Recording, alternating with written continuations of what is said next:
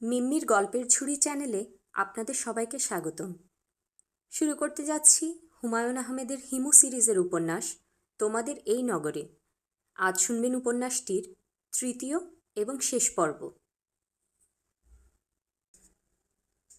জয়নাল সাহেব সিগারেট ধরালেন। গল্পের ফাঁকে ফাঁকে সিগারেট টানছেন। সিগারেটের আলোর আভায় তার চোখ মুখখানি দেখা যাচ্ছে। আমি লক্ষ্য রাখছি তার চোখের দিকে। চোখের পানি দেখা যায় কিনা। কোথায় যেন পড়েছিলাম, অনিদ্রা রোগীর চোখে জল থাকে না। জয়নাল সাহেব কথা বলছেন ফিসফিস করে। অন্ধকারে মানুষ স্বাভাবিকের চেয়ে উঁচু গলায় কথা বলে। জয়নাল সাহেব তা করছেন না। আমি বিবাহ করেছিলাম অল্প বয়সে। এখনকার পুরুষ মানুষ ৩৫ বছর ৪০ বছরের আগে বিবাহ করে না। আমি বিবাহ করেছিলাম ২৩ বছর বয়সে। আমার স্ত্রীর নাম রেহানা। বিবাহের আগে শুনেছিলাম রেহানার চেহারা ছবি মোটামুটি, গাত্রবর্ণ কালো, একটু মোটা ধাঁচ। মনটা খুবই খারাপ হয়েছিল। আমাদের ছিল অ্যারেঞ্জড ম্যারেজ। আমার মামা বললেন, ভাগনা পাত্রী দেখবা? বিবাহের আগে কন্যাকে চোখের দেখা দেখা হাদিসে জায়েজ আছে, তবে কথা বলতে পারবা না। কন্যার কণ্ঠস্বর পরপুরুষের শোনা হারাম। আমার মনটা অত্যধিক খারাপ, কারণ কন্যার চেহারা ছবি ভালো না। দেখলে মন খারাপ হবে এই ভেবে বললাম, দেখব না। ২০,০০০ টাকা কাবিনে বিবাহ হয়ে গেল। রেহানাকে দেখলাম বাসর রাতে। ভাই সাহেব, মেয়ে দেখে আমার পালপিটেশন শুরু হয়ে গেল। শরীর ঘেমে গেল। শুধু হাঁচি আসতে লাগলো। প্রায় ২০টার মতো হাঁচি দিলাম। মেয়ে অতি রূপবতী? জি ভাই সাহেব, যেমন চেহারা তেমন গায়ের রং, তেমনি লম্বা চুল। তবে চুলের বর্ণ কালো না, পিঙ্গল চুল। আপনি কি ওই শ্লোকটা জানেন, পিঙ্গল চুলের শ্লোক? না। উচকপালি চিরলদাতি পিঙ্গল কেশ, ঘুরবে কন্যা নানান দেশ। এত সুন্দর মেয়ে আপনাকে অসুন্দর বলল কেন? সবাই মিলে মশকরা করল, এর বেশি কিছু না। অতি রূপবতী মেয়েদের মনে নানান প্যাচখোঁজ থাকে। রেহানা ছিল অতি সরল, হাসি খুশি, অন্তর মায়াতে ভর্তি। রেহানা খুব ভাগ্যবতীও ছিল। সে এসেছিল তার স্ত্রী ভাগ্য নিয়ে। বিয়ের পরপর ভালো একটা চাকরি পেলাম, মাল্টিন্যাশনাল কোম্পানির চাকরি। অনেক সুযোগ সুবিধা। সবচেয়ে বড় সুবিধা কোয়ার্টার আছে। ৩ রুমের কোয়ার্টার, রান্নাঘরটা একটু ছোট। এছাড়া বড়ই ভালো ব্যবস্থা। দক্ষিণ দুয়ারি। কি যে সুখের জীবন শুরু হলো ভাই সাহেব! নিজেকে মনে হতো রাজা বাদশা। সহজভাবে হাঁটাও তখন ভুলে গেছি, স্টাইল করে হাঁটতাম। বিয়ের ২ বছরের মাথায় বড় মেয়ের জন্ম হলো। মেয়ের নাম অহনা। আপনার দেয়া নাম? জি না, আমার এক দূর সম্পর্কের খালাতো ভাই শফিকের দেয়া নাম। সে আমার মেয়েটাকে অত্যন্ত স্নেহ করত। অহনা ডাকত না, সে ডাকত গহনা কন্যা অহনা। শফিক সাহেব করতেন কি? সে খুবই উদ্যোগী ছেলে ছিল। বুদ্ধি ছিল ক্ষুরধারের চেয়েও বেশি, ব্লেড ধার। অসম্ভব হাসি খুশি। গম্ভীর মুখে সে হাসির কথা বলতো। আমি আর রেহানা হেসে গড়িয়ে পড়তাম। আমরা দুজনই তাকে খুব পছন্দ করতাম। রেহানার চেয়ে বেশি পছন্দ করতাম আমি। ধরুন বাসায় কোনো একটা ভালো রান্না হয়েছে, আমি মেস থেকে শফিককে নিয়ে আসতাম। সে মেসে খেয়ে ফেলেছে, তারপরেও নিয়ে আসতাম। বাসায় ভালো মন্দ কিছু রান্না হয়েছে আর আমি শফিককে খবর দিয়ে নিয়ে আসিনি, এরকম কখনো হয় নাই। শফিকের অংশটা এখন থাক, আপনার অংশটা বলুন। জি ভাই সাহেব, বলছি। একটু দম নিয়ে নিই, আরেকটা সিগারেট খেয়ে নিই। গল্পটা কি অনেক লম্বা? জি না, শেষ হয়ে এসেছে। বেশি হলে ১ মিনিট লাগবে। গল্প শেষ করে আমি মাথা বানায়ে আপনাকে ঘুম পাড়িয়ে দেব। জয়নাল সাহেব সিগারেট খেলেন, চা খেলেন, মিষ্টি পান নিয়ে এসেছিলেন, পান খেলেন। গল্প আবার শুরু করলেন। বর্ষাকালের ঘটনা বুঝলেন হিমু ভাই? অফিসে গিয়েছি বৃষ্টিতে ভিজে। আমার বস হাসান সাহেব আমাকে দেখে বললেন, এ কী অবস্থা, আপনার ছাতা নেই? আমি বললাম, জি না স্যার। উনি বললেন, বর্ষার দেশে বাস করেন, ছাতা নেই কেন? আমি বললাম, স্যার ছাতা আমি খুব হারাই। গত বছর ৩টা ছাতা হারিয়েছি। এই বছর ঠিক করেছি ছাতা কিনব না। হাসান সাহেব বললেন, এই বছরও কিনবেন এবং ছাতা যেন না হারায় সেজন্যে নাইলনের পাতলা দড়ি দিয়ে হাতের সঙ্গে বেঁধে রাখবেন। আমি বললাম, জি আচ্ছা স্যার, এখনই ছাতা কিনে নিয়ে আসছি। হাসান স্যার বললেন, আরে কি আশ্চর্য, আপনি ঠাট্টা বুঝেন না নাকি? ঠাট্টা করছি। ছাতা কেনার কোনো দরকার নেই, আমার কাছে বাড়তি রেইনকোট আছে, আমি রেইনকোট দিয়ে দেব। আজ যে ভিজা ভিজেছেন অসুখ করবে। যান, বাসায় চলে যান, আজ আপনার ছুটি, আপনার জন্য রেইনি ডে। হাসান স্যার আমাকে অসম্ভব স্নেহ করতেন, তার স্নেহের ঋণ শোধ করা অসম্ভব। যাই হোক, যে কথা বলছিলাম, আমি অসময়ে বাসায় ফিরে দেখি শফিক আমাদের বাসায়। আমার খুবই ভালো লাগলো। ভালো হয়েছে, গল্প করা যাবে। আমি বললাম, শফিক কেমন আছো? শফিক বলল, ভালো। আপনি অসময়ে চলে এসেছেন কেন? অফিস ছুটি হয়ে গেছে? আমি বললাম, অফিস ছুটি হয়নি, আমার ছুটি, আমার রেইনি ডে। শফিক গম্ভীর গলায় বলল, অসময় দেখতে এসেছেন ভাবি কার সঙ্গে কি করছে? ভাবিকে আপনি সন্দেহ করেন? আপনার কি ধারণা ভাবি আমার সঙ্গে লটর পটর করে? আমি অবাক হয়ে বললাম, তার মানে? শফিক বলল, আপনি নানানভাবে আপনার স্ত্রীকে যন্ত্রণা দেন, তাকে মারধর করেন, একবার গলা টিপে খুন করতে গিয়েছেন। আপনি কি জানেন ভাবি যদি থানায় গিয়ে কেস করে তাহলে পুলিশ এসে আপনাকে ধরে নিয়ে যাবে? নারী নির্যাতন মামলায় আপনার 10 বছর জেল খাটতে হবে। আমি ভাবলাম শফিক রসিকতা করছে, কারণ রেহানা কিছুই বলছে না। কাজেই আমি হাসতে হাসতে বললাম, আমি জেলে গেলে তোমার ভাবিকে দেখবে কে? শফিক বলল, ভাবিকে দেখার লোক পাওয়া যাবে। আপনি আপনার নিজের কথা ভাবুন। আপনি তো ভাবিকে থ্রেটও দিয়েছেন। আপনি বলেছেন ভাবির মুখ আপনি অ্যাসিড দিয়ে ঝলসে দেবেন, বলেননি? কখন বললাম? আমার সামনেই তো বলেছেন। বলেননি? ভাবি যেমন শুনেছে আমিও তেমন শুনেছি। আমি বললাম, শফিক, এইসব তুমি কি বলছো? ঠাট্টা করছো নাকি? এই জাতীয় ঠাট্টা ভালো না। শফিক বলল, ঠাট্টা করছি না, আপনার সঙ্গে আমার ঠাট্টার সম্পর্ক না, আপনি আমার দুলাভাই না। এই বলে সে উঠে চলে গেল। আমি রেহানাকে বললাম, ব্যাপার কি? শফিক এরকম করছে কেন? রেহানা শুকনো গলায় বলল, ও এরকম করছে কেন তা আমি কি করে বলবো? ওর ব্যাপার ও জানে। এই বলে সে রান্নাঘরে ঢুকে গেল। আমি কিছুই বুঝলাম না, মন খুবই খারাপ। দুপুরে খাওয়া দাওয়া করে ঘুমালাম। সন্ধ্যাবেলায় উঠলাম। মাগরেবের নামাজ পড়ে অহনাকে নিয়ে খেলছি, এমন সময় বাসায় পুলিশ আসলো। আমাকে অ্যারেস্ট করলো, বাড়ি সার্চ করলো। আমার অফিসের ব্যাগে এক বোতল অ্যাসিড তারা খুঁজে পেয়ে গেল। তখন আমি ভাবছি পুরো ব্যাপারটা দুঃস্বপ্ন। মন খারাপ করে ঘুমোতে গেছি, এই জন্য স্বপ্ন দেখছি। রেহানা যে আমার বিরুদ্ধে মামলা করেছে আমি তার কিছুই বুঝতে পারিনি। পুলিশ এমন মার মারলো, কি বলবো ভাই সাহেব। মারের চোটে স্বীকার করলাম অ্যাসিড আমিই কিনেছি। পুলিশ কি করতো জানেন? আমাকে চিৎ করে শুইয়ে অ্যাসিডের বোতলের মুখ খুলে ফেলতো। তারপর বলতো, তোর কেনা অ্যাসিডে তোর একটা চোখ গালিয়ে দেব, তখন বুঝবি কত ধানে কত চাল। হারামজাদা, স্বীকার কর তুই অ্যাসিড কিনেছিস। খুবই অস্বাভাবিক ঘটনা। জি, অস্বাভাবিক। আমার 5 বছরের সাজা হয়েছিল। জেলের বছর 9 মাসে হয়, এই জন্য 4 বছরের মতো জেলে ছিলাম। তবে জেলে খারাপ ছিলাম না, বললে অবিশ্বাস্য লাগবে। জেলে শান্তিতে ছিলাম। সারাদিন খাটাখাটনি করতাম, রাতে ভালো ঘুম হতো, এক ঘুমে রাত কাবার। জেল থেকে বের হয়ে খুবই কষ্টে পড়লাম। রেহানা শফিককে বিয়ে করে চলে গেছে অস্ট্রেলিয়া। আমার নেই চাকরি। দিনের পর দিন না খেয়ে থেকেছি। মামলা যখন চলেছে তখনও কি বলেছেন অ্যাসিড আপনি কিনেছেন? জি বলেছি, রেহানার উপর রাগ করেই বলেছি। ইত্তেফাকে আমার ছবিও ছাপা হয়েছিল, পাষণ্ড স্বামী এই শিরোনামে। আপনার গল্প শেষ হয়েছে? জি ভাই সাহেব, এখন শুয়ে পড়েন, আমি ঘুম পাড়িয়ে দিচ্ছি। আজ অন্য কায়দায় মাথা মালিশ করব। আঙুলের ডগা পানিতে ভিজিয়ে ভেজা আঙুলে চুলে বিলি কাটব। ঠান্ডা ঠান্ডা লাগবে, খুবই আরাম।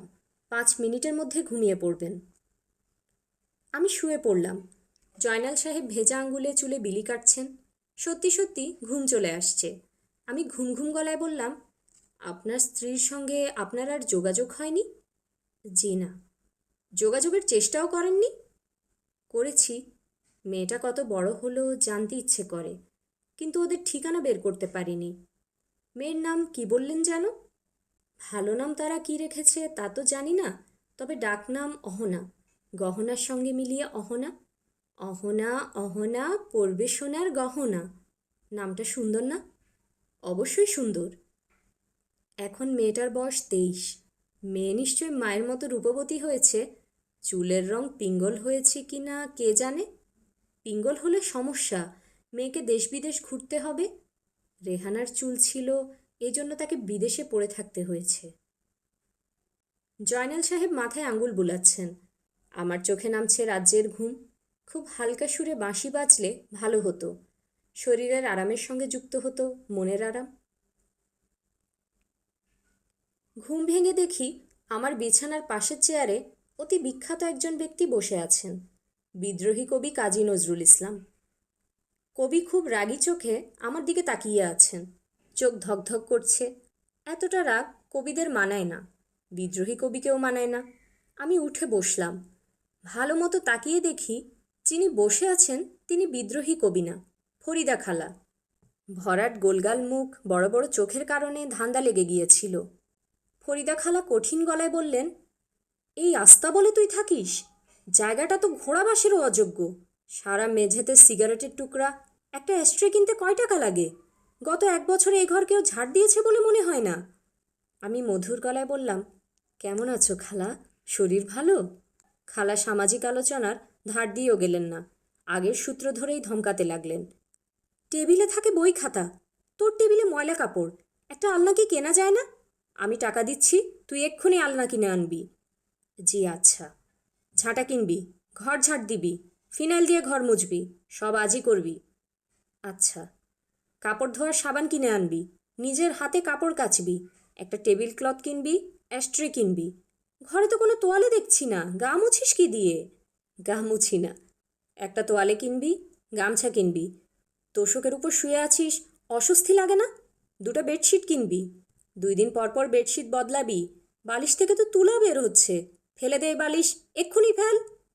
আমি জানালা দিয়ে বালিশ ফেলে দিলাম। খালা যে রাগ রেগেছে, তাৎক্ষণিকভাবে বালিশ বিসর্জনে সে রাগ কিছু কমার কথা। দাঁত কেলিয়ে বসে আছিস কেন? হাত মুখ ধুই আয়, তোর সঙ্গে জরুরি কথা। ভালো করে হাত মুখ যে ধুবি। টুথপেস্ট ব্রাশ আছে? কয়লা দিয়ে একটা ডলা দিলে কি চলবে? হাসবি না খবরদার, হাসির কোনো কথা আমি বলছি না। মনে হচ্ছে খালার রাগ খানিকটা পড়েছে, জোয়ারের পর সামান্য ভাটা। রাগ আরেকটু কমানোর জন্য বললাম, চা খাবে খালা? না। কবি নজরুল খুব চা খেতেন। তিনি বলতেন, চায়ে না নাই, দিনে 70 কাপ চা খাওয়ার রেকর্ডও তার আছে। খালা অবাক হয়ে বললেন, কবি নজরুলের চা খাওয়ার সাথে আমার চা খাবার সম্পর্ক কি? তুমি দেখতে অবিকল কবি নজরুলের মতো। তার মানে? চুলগুলি ববকাট করলে তুমি পুরোপুরি নজরুল। নজরুলকে নিয়ে অন্নদাশঙ্কর রায়ের একটা বিখ্যাত কবিতা আছে। কবিতাটা জানো খালা? ভুল হয়ে গেছে বিলকুল, সব কিছু ভাগ হয়ে গেছে, ভাগ হয়নি কো নজরুল। খালা রাগী গলায় বললেন, যার সঙ্গে ইচ্ছা ফাজলামি করিস, আমার সঙ্গে করবি না। আমি তোর ছোট শালি না, সম্পর্কে আমি তোর খালা। একজন বিখ্যাত মানুষের চেহারার সঙ্গে তোমার চেহারার মিল, এতে তো আনন্দিত হবার কথা। তুমি রাগ করছো কেন? আমি কি বেটা ছেলে? এই বিষয়ে কবি নজরুলেরই কবিতা আছে, আমার চক্ষে পুরুষ রমণী কোনো ভেদাভেদ নাই। তাছাড়া খালা, পুরুষ রমণীর প্রভেদটা হলো বাহ্যিক, শারীরিক। মানুষের আসল পরিচয় তার আত্মায়। আত্মার কোনো নারী পুরুষ নেই। পুরুষের আত্মাও যা, নারীর আত্মাও তা। আমার সঙ্গে বড় বড় কথা বলবি না। আমি আশা না যে তুই যা বলবি তাই হাসি মুখে মেনে নেব আর মনে মনে বলবো, হিমু সাহেব কত বড় জ্ঞানী, কত জ্ঞানীর কথা জানেন। একটা 3rd গ্রেড ফাজিলের সাথে তোর যে কোনো বেশ কম নাই, এটা অন্য কেউ না বুঝলেও আমি বুঝি। যা, হাত মুখ ধুয়ে আয়। তোর ফিলোসফির কথা শোনার জন্য আমি আসিনি। আমি হাত মুখ ধুয়ে ফিরে দেখি অতি অল্প সময়ে ফরিদা খালা অসাধ্য সাধন করেছেন। ঝাঁটা জোগাড় করে নিজেই ঘর ঝাড় দিয়েছেন, টেবিলের ওপর রাখা কাপড় লন্ড্রিতে পাঠিয়ে দিয়েছেন। আমার চৌকিটা ছিল ঘরের মাঝামাঝি, সেটা সরিয়ে দিয়েছেন। এতে ঘরটাকে আগের চেয়ে বড় মনে হচ্ছে। আমাকে দেখেই খালা বললেন, সন্ধ্যাবেলা রশিদকে জিনিসপত্র দিয়ে পাঠিয়ে দেব, ও সব ঠিকঠাক করে দেবে। তোর ঘরে তো ফ্যানও নাই, প্রচণ্ড গরমে ঘুমাস কি করে?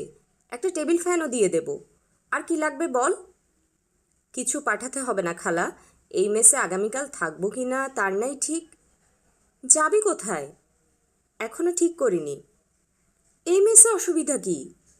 অসুবিধা আছে, মেসটায় শনির নজর পড়েছে। পুলিশ এসে মেসের লোকজন ধরে নিয়ে যাচ্ছে। হেভি পিটুনি দিচ্ছে। কাকে ধরে নিয়ে গেল? মেসের ম্যানেজার আবুল কালাম সাহেবকে ধরে নিয়ে গেছে। অনেস্ট লোক, সাতে নাই পাঁচে নাই, এমন মার দিয়েছে যে এক মারের চোটে ডিসঅনেস্ট হয়ে গেছে।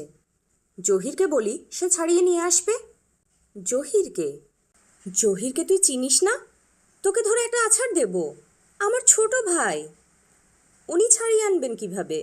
প্রধানমন্ত্রীর আত্মীয় স্বজনের ইনফ্লুয়েন্স ছাড়া পুলিশের হাত থেকে ছাড়া পাওয়া মুশকিল। তোমরা নিশ্চয়ই প্রধানমন্ত্রীর আত্মীয় না? গাধার মতো কথা বলিস না তো। জহির অবশ্যই ছাড়াতে পারবে। সে পুলিশের আইজি না? পত্রিকায় জহিরের ছবি ছাপা হয়েছে, তার জীবনী পর্যন্ত ছেপেছে। তুই টেলিফোন করে বলে দে, তাহলেই হবে। তোকে সে খুবই পছন্দ করে। ওর পার্সোনাল নাম্বার তোকে দিয়ে যাচ্ছি। আচ্ছা দিও। এখন বলো আমার কাছে কেন এসেছো? রাগারাগি না করে ঠান্ডা মাথায় বলো। খালা কঠিন গলায় বললেন, আশার মাথায় তুই কি ঢুকিয়েছিস? ও বলছে ওর মাথায় নাকি কি ঢুকে গেছে, ফুল ফল। একটা বাচ্চা মেয়ের মাথায় ফুল ফল ঢুকানোর মানে কি? ও তো তোর কোনো ক্ষতি করেনি, তুই তার ক্ষতি করলি কেন? কি মনে করে বাচ্চা একটা মেয়ের মাথায় ফুল ফল ঢুকিয়ে দিলি? আমি মাথায় কিছু ঢুকাইনি খালা। ফুল ফল অটো সিস্টেমে তার মাথায় ঢুকেছে। ওর অবস্থা কি? আদমরা হয়ে গত 6 দিন ধরে বিছানায় পড়ে আছে, কিছুই খাচ্ছে না। চিকিৎসা করছে না? নিউ জার্সিতে ওদের ফ্যামিলি ফিজিশিয়ানের সঙ্গে যোগাযোগ করা হয়েছে। তিনি টেলিফোনে ওষুধপত্র দিয়েছেন। সবই মনে হয় ঘুমের ওষুধ। সারাক্ষণ ঘুমিয়েই থাকে। মাঝে মধ্যে ঘুম ভাঙে, তখন বলে এখনও মাথার মধ্যে ফুল ফল আছে। কি যে যন্ত্রণায় পড়েছি! যন্ত্রণা তো বটেই। অনেক অদ্ভুত রোগের কথা শুনেছি, এরকম তো কখনো শুনিনি। বড় লোকের বড় রোগ, মাথার মধ্যে কথা ঢুকে যাওয়া। ছোট লোকের ছোট রোগ, পাতলা পায়খানা, দাউদ, বিখাউজ। তুমি এত চিন্তা হয়েও না তো খালা, সেরে যাবে। বাইরের একটা মেয়ে প্রথম বাংলাদেশে শখ করে এসেছে। দেখ তো এখন ঝামেলাটা। আমি আগামী শনিবার ওকে পাঠিয়ে দিচ্ছি। এত ঝামেলার আমার দরকার নেই। যত মরা মরে রায়বাড়িতে এসে পুড়ে। সব ঝামেলা আমার ঘাড়ে। আমার বাড়িটা হয়েছে রায়বাড়ি। আমার কাছে তোমার আসার উদ্দেশ্য কি এটাই? শনিবার আশা চলে যাচ্ছে এই খবর দেয়া, নাকি আরও কিছু আছে? আশা তোকে একটা চিঠি লিখেছে, আমি চিঠিটা নিয়ে এসেছি। চিঠি অন্য কাউকে দিয়ে পাঠাতে পারতে, তোমার নিয়ে আসার তো দরকার নেই। তোমার আসার উদ্দেশ্যটা বলো। খালা শান্ত গলায় বললেন, তুই আশার সঙ্গে আর কখনো দেখা করবি না, কোনো যোগাযোগ রাখবি না। তোকে টাকা দিচ্ছি, তুই ঢাকার বাইরে কোথাও চলে যা। স্টিমারে করে পটুয়াখালী চলে যা। সেখান থেকে যাবি কুয়াকাটা। কুয়াকাটায় পর্যটনের মোটেল আছে, মোটেল বুক করে দেব। রাজার হালে থাকবি। আমাকে চলে যেতে হবে কেন? সমস্যাটা কি? আশা তোর প্রসঙ্গে তার মাকে টেলিফোনে কী সব বলেছে। তিনি আমার সঙ্গে যোগাযোগ করেছেন, খুবই চিন্তিত, কান্নাকাটিও করেছেন। আমার হাত পা ঠান্ডা হয়ে আসছে। কী বিপদে পড়লাম! আমি আনন্দিত গলায় বললাম, আশা কি আমার প্রেমে পড়েছে খালা? খালা তিক্ত গলায় বললেন, তোর প্রেমে পড়বে কেন? তোর কোন জিনিসটা আছে প্রেমে পড়ার মতো? ছাল বাকল নেই একটা মানুষ। আমি গলা নিচু করে বললাম, সাধারণ মেয়েরা ছাল বাকল নেই ছেলের প্রেমে কখনোই পড়বে না। তারা ডাক্তার ইঞ্জিনিয়ার খুঁজবে, টাকা পয়সা খুঁজবে, ঢাকায় বাড়ি আছে কিনা দেখবে। কিন্তু অতি বিত্তবান মেয়েরা ছাল বাকল নেই ছেলেদের প্রতি এক ধরনের মমতা পোষণ করবে, অসহায়ের প্রতি করুণা, সেই করুণা থেকে প্রেম। দুয়ে দুই 22, দুয়ে দুয়ে 22 হোক আর 21 হোক, তুই এ মেয়ের সঙ্গে কখনো কোনো যোগাযোগ রাখবি না। তুই পালিয়ে যাবি। কুয়াকাটায় পালিয়ে গিয়ে সূর্যাস্ত সূর্যোদয় দেখব? দেখতে চাইলে দেখবি, আর মোটেলের ঘরে বসে থাকতে চাইলে বসে থাকবি। আমার কথা হচ্ছে এই মেয়ের কাছ থেকে দূরে চলে যাওয়া। আমি শান্ত গলায় বললাম, খালা এতে লাভ হবে না। লাভ হবে না কেন? আশা মেয়েটার স্বভাব চরিত্র যা দেখছি, এই কাণ্ড করলে তার প্রেম আরও বেড়ে যাবে। অবশ্যই সে খুঁজে খুঁজে আমাকে বের করে ফেলবে। কুয়াকাটায় উপস্থিত হবে, সমুদ্র তীরে নায়ক নায়িকার মিলন, ব্যাকগ্রাউন্ডে রবীন্দ্রসঙ্গীত। বধূ কোন আলো লাগলো লাগলো চোখে। খালা কঠিন গলায় বললেন, নায়ক নায়িকার মিলন মানে? ফাজলামি কথা পুরোপুরি বন্ধ। জটিল একটা সমস্যা হয়েছে, সেই সমস্যা কিভাবে মেটানো যায় সেটা বল। সব রোগের ওষুধ আছে, এই রোগের কী ওষুধ তুই বল? তুই রোগের জীবাণু সাপ্লাই দিয়েছিস, ওষুধও তুই দিবি। প্রথম যে কাজটা করতে হবে তা হলো মেয়েটার প্রেমভাবটা কমাতে হবে। তার কাছ থেকে পালিয়ে গিয়ে সেটা করা যাবে না, তার সঙ্গে ছ্যাবলামি করতে হবে। যতই ছ্যাবলামি করা হবে ততই প্রেমভাব কমবে। কীরকম ছ্যাবলামি? গদগদভাবে কথা বলতে হবে, ভাবটা এমন দেখাতে হবে যেন আমি তার প্রেমে পাগল। তারপর ফট করে একদিন বিয়ের প্রপোজাল দিতে হবে। বাংলা ছবির নায়কের মতো কাঁদো কাঁদো গলায় বলতে হবে, আশা, ও আমার জান পাখি, তোমাকে ছাড়া বাঁচবো না।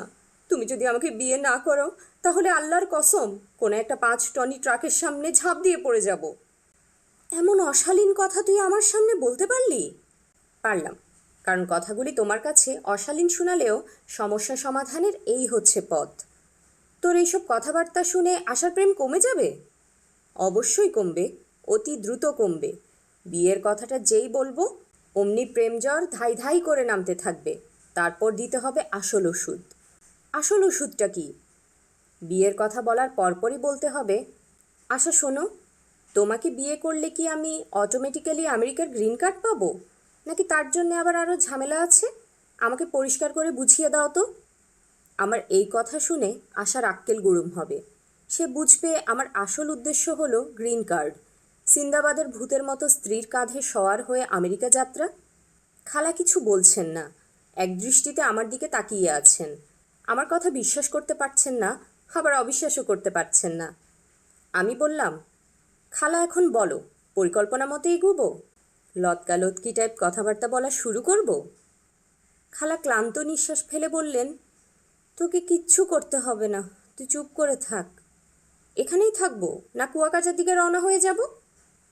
আপাতত এখানেই থাক, আমি পরে তোর সঙ্গে যোগাযোগ করব। নে তোর চিঠি নে। খালা, চিঠিতে রোম্যান্টিক কোনো ডায়লগ আছে? আমি জীবনে কোনো প্রেমপত্র পাইনি। প্রেমের ডায়লগ যদি এই চিঠিতে থাকে তাহলে এটাই হবে আমার জীবনের প্রথম প্রেমপত্র। কিছু কি আছে? তোর কাছে লেখা চিঠি, আমি কি করে বলবো প্রেমের ডায়লগ আছে কি না? এই চিঠি তুমি না পড়ে আমাকে দিচ্ছ, এটা বিশ্বাসযোগ্য না বলেই জিজ্ঞেস করছি। প্রেমের কথাবার্তা কি আছে? খালা বিরক্ত গলায় বললেন, না, এসব কিছু নেই। গদগদ টাইপের প্রেমের চিঠি লেখার মেয়ে আশা না। খালা উঠে দাঁড়ালেন। তাকে খুবই চিন্তিত মনে হচ্ছে। তার ঠোঁট নড়ছে, মুখ দিয়ে শব্দ বের হচ্ছে না। আমি আশার চিঠি পড়তে শুরু করলাম। ইংরেজিতে লেখা চিঠি। অনুবাদ করলে এরকম দাঁড়ায়, হিমু সাহেব, আমি এখন মাথার ভেতর একটা পোকা নিয়ে বিছানায় শুয়ে আছি। পোকাটা ক্রমাগত গান করছে, ফুলের মতো ফল, ফলের মতো ফুল, ভয়ঙ্কর এবং কুৎসিত এই চক্রসঙ্গীত। মাঝে মাঝে ইচ্ছা করছে দেয়ালে মাথা ঠুকে মাথা ফাটিয়ে ফেলি, তারপর একটা চিমটা দিয়ে পোকাটা বের করে ফেলি। তা সম্ভব হচ্ছে না বলেই জটিল ধরনের সব সিডেটিভ খেয়ে ঘুমোচ্ছি। পোকা কিন্তু আমার ঘুমের ভেতরও গান গেয়ে যাচ্ছে। দয়া করে আমার এই ব্যাপারটা নিয়ে আপনি চিন্তিত হবেন না। ওষুধপত্র চলছে, পোকা যথাসময়ে মারা যাবে। নতুন কোনো পোকা না ঢোকা পর্যন্ত সময়টা ভালোই কাটবে। ওই বর্ষার দিনে আমি খুবই আনন্দ করেছি। জ্বর নিয়ে বের হয়েছিলাম, জ্বর সেরে গেছে। আপনার সঙ্গে পাইপে বসে বৃষ্টি দেখা হলো না, এই দুঃখটা দূর হচ্ছে না। ঝরঝর করে বৃষ্টি পড়ছে, আমরা দুজন পাইপে বসে বৃষ্টি দেখছি। এই দৃশ্যটা আমি কল্পনায় অনেকবার দেখেছি। বাস্তব কল্পনাকে ছাড়িয়ে যাবে কি না এটাই আমার দেখার ইচ্ছা। আমার কল্পনা শক্তি ভালো বলেই বাস্তব কখনোই আমার কল্পনাকে অতিক্রম করতে পারে না। যাই হোক, মাথা থেকে পোকাটা বের হওয়া মাত্র আমি আপনাকে নিয়ে পাইপে ঢুকব। তখন যদি বৃষ্টি নাও থাকে, আপনি দমকলকে খবর দেবেন যেন দমকল বাহিনী নকল বৃষ্টি তৈরি করে দেয়। একটা ছোট্ট অনুরোধ কি আমি আপনাকে করতে পারি? আমাকে এসে দেখে যান না প্লিজ। বিনীতা, আশা। আবুল কালাম সাহেবকে দেখতে থানায় উপস্থিত হলাম। ডিউটি অফিসার খুবই ব্যস্ত। এই ব্যস্ততার ভেতরও তিনি চট করে আমাকে দেখে আবার ব্যস্ত হয়ে গেলেন। তার ব্যস্ততা নাকের লোম ছেঁড়ায় সীমাবদ্ধ। এই মহৎ কর্মটি তিনি বেশ আয়োজন করে করছেন। তার সামনে ছোট্ট একটা আয়না, একপাশে কেচি এবং চিমটা। দুইটা মাত্র গর্ত দিয়ে আল্লাহ তাকে পৃথিবীতে পাঠিয়েছেন বলে তিনি ঝামেলায় পড়ে গেছেন। হাত 3টা থাকলে তার জন্য সুবিধা হতো। এক হাতে আয়না ধরে থাকতেন, অন্য 2 হাত দিয়ে চিমটা এবং কাঁচি ব্যবহার করতেন। আমি ডিউটি অফিসারের সামনে দাঁড়িয়ে অতি বিনীত ভঙ্গিতে বললাম, স্যার সালাম আলাইকুম। ডিউটি অফিসার হাত থেকে আয়না নামিয়ে ভুরু কুঁচকে বললেন, কি চাই? আমি তার সামনে চেয়ারে বসতে বসতে হাসি মুখে বললাম, গল্প করতে এসেছি স্যার, কিছুক্ষণ আপনার সঙ্গে গসিপিং করব, যদি অনুমতি দেন। ডিউটি অফিসার হুঙ্কার দিয়ে বললেন, গসিপিং করব মানে? কিসের গসিপিং? আমি মুখের হাসি আরও বিস্তৃত করে বললাম, আপনি তো স্যার অবসর আছেন, নাকি লোম ফেলছেন? আমিও অবসর, কাজেই আসুন কিছুক্ষণ গসিপিং করি। আপনি কে? আমি একজন কবি। আমার কথা মনে হয় বিশ্বাস করছেন না? পুরনো ফাইল ঘেঁটে দেখতে পারেন। 3 বছর আগে আপনাদের হাজতে 4 দিন ছিলাম, সেখানে আমার পরিচয় লেখা আছে কবি। কবি? জি স্যার, কবি, পোয়েট। আমি রবীন্দ্রনাথ ঘরানার কবি। নীল দিয়ে দিয়ে কবিতা লিখি, যেমন পুলিশ ফুলিশ, গরু সরু, সিঁড়ি কিড়িকিড়ি। ডিউটি অফিসার নড়ে চড়ে বসলেন, ঝড় আসার পূর্বলক্ষণ। বাঘ শিকারের ওপর ঝাঁপ দেওয়ার আগে মাটিতে লেজের একটা বাড়ি দেয়, পুলিশও নড়ে চড়ে বসে। আমি মধুর গলায় বললাম, স্যার 2 কাপ চা দিতে বলুন। আমারটাই চিনি একটু বেশি, 3 চামচ। কবিগুরু রবীন্দ্রনাথ চায়ে চিনি বেশি খেতেন বলে আমি সব দিক থেকেই ওনাকে অনুসরণ করার চেষ্টা করছি। চিনি নিয়ে কবিগুরু একটা গানও লিখেছেন, গানটা কি শুনেছেন? ডিউটি অফিসার নিচের ঠোঁট কামড়ে ধরেছেন। পুলিশের ঠোঁট কামড়ানোর মানে হলো 10 নম্বর সিগন্যাল, তুফান এলো বলে। আমি শান্ত গলায় বললাম, চিনি নিয়ে লেখা রবীন্দ্রনাথের গানটা হচ্ছে, চিনি গো চিনি তোমারে ও গো বিদেশিনী। অর্থাৎ তিনি বিদেশি চিনির কথা বলেছেন। দেশি চিনি ময়লা লালচে ধরনের, বিদেশি চিনি ফকফকা সাদা। ডিউটি অফিসার কলিং বেলে চাপ দিলেন। এখন তার মুখে সামান্য হাসি দেখা গেল। মাকড়সার জালে পোকা আটকে পড়ার পর মাকড়সা পোকার দিকে তাকিয়ে যেরকম হাসি দেয়, সেরকম হাসি। আমিও হাসলাম, তবে হাসি তাৎক্ষণিকভাবে বন্ধ করে বললাম, এই গানটার ইংরেজি শুনবেন? চিনি গো চিনি তোমারে, sugar sugar you. Calling bell শুনে রাইফেল কাঁধে এক পুলিশ উপস্থিত হলো। বেচারা অতি দুর্বল টাইপ, রাইফেলের ভারে সোজা হয়ে দাঁড়াতে পারছে না। পুজো হয়ে গেছে, এই পুলিশকে বাইরে ডিউটিতে পাঠানো ঠিক হবে না। প্রথম সুযোগেই সে রাইফেল কোনো ডাস্টবিনে ফেলে বাড়ি চলে যাবে ঘুমাবার জন্য। দুর্বল পুলিশ খুবই কষ্ট করে ডিউটি অফিসারকে একটা স্যালুট দিল। ডিউটি অফিসার আমাকে দেখিয়ে দিয়ে বললেন, একে নিয়ে লকারে ঢোকাও, বড় সাহেব আসুক, তারপর ব্যবস্থা নিব। হারামজাদার তেল বেশি হয়েছে, তেল কমায়ে দেই।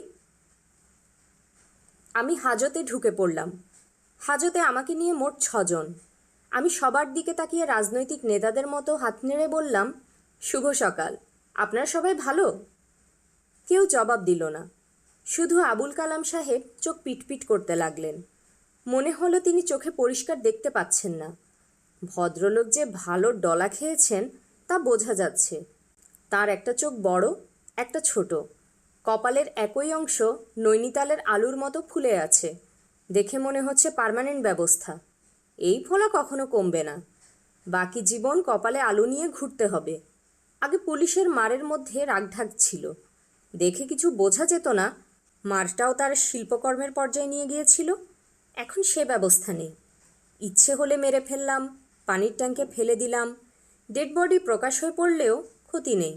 পত্রিকায় বিবৃতি দেয়া হবে, এই লোক পানির ট্যাঙ্কে গিয়েছিল পানি খেতে, তারপর পা পিছলে ট্যাঙ্কে পড়ে গেছে, সেখানেই মৃত্যু।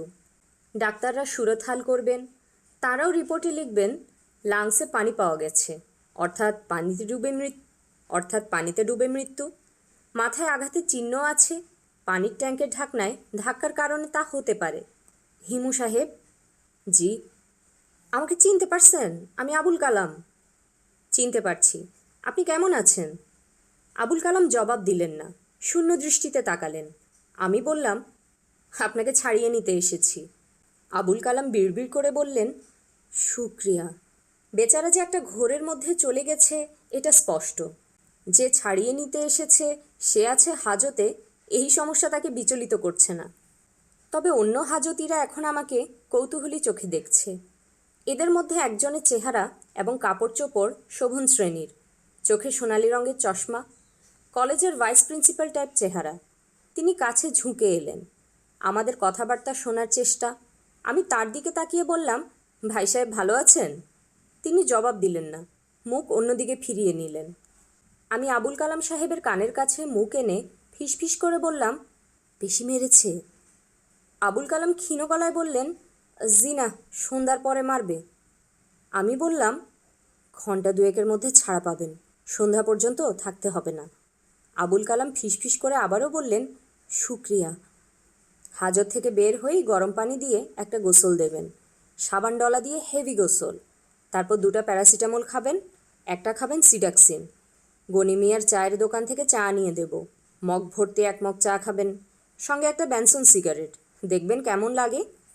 জি আচ্ছা, শুক্রিয়া। একটু পরপর শুক্রিয়া বলছেন কেন, ঘটনা কি? আবুল কালাম ফিসফিস করে বললেন, মাথাও লেগে গেছে হিমু ভাই, কি বলতেছি না বলতেছি নিজেও জানি না। ছোটোবেলায় মায়ের হাতে মার খেয়েছি, তারপর পুলিশের কাছে এমন মার খেলাম, কলিজা নড়ে গেছে। সন্ধ্যার পর নাকি আসল মার দেবে।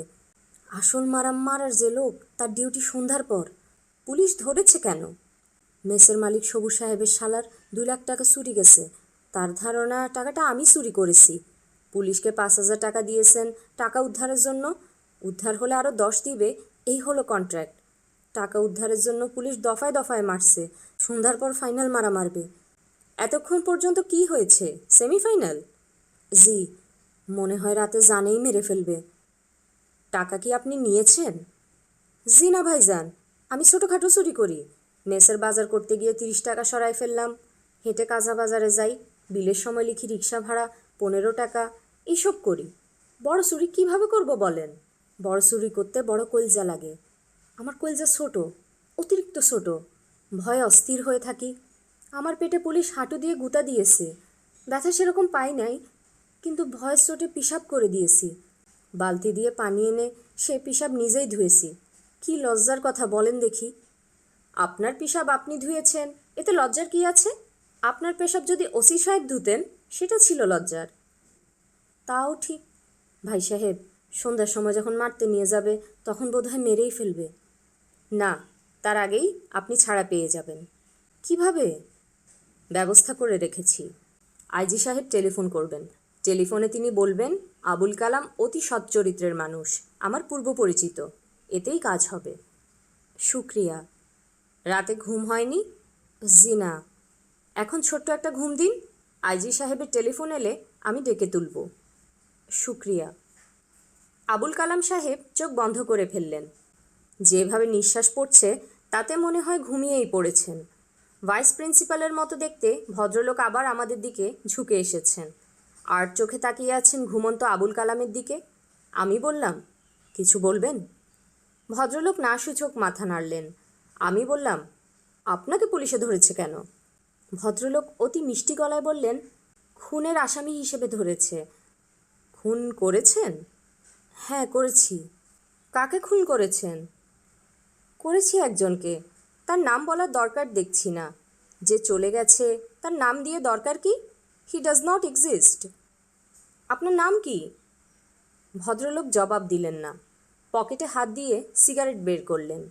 লাইটার দিয়ে সিগারেট ধরিয়ে সহজ স্বাভাবিক গলায় বললেন, আপনার এই লোক সারা রাত ছটফট করেছে, এখন আপনাকে দেখে শান্তি পেয়ে ঘুমাচ্ছে।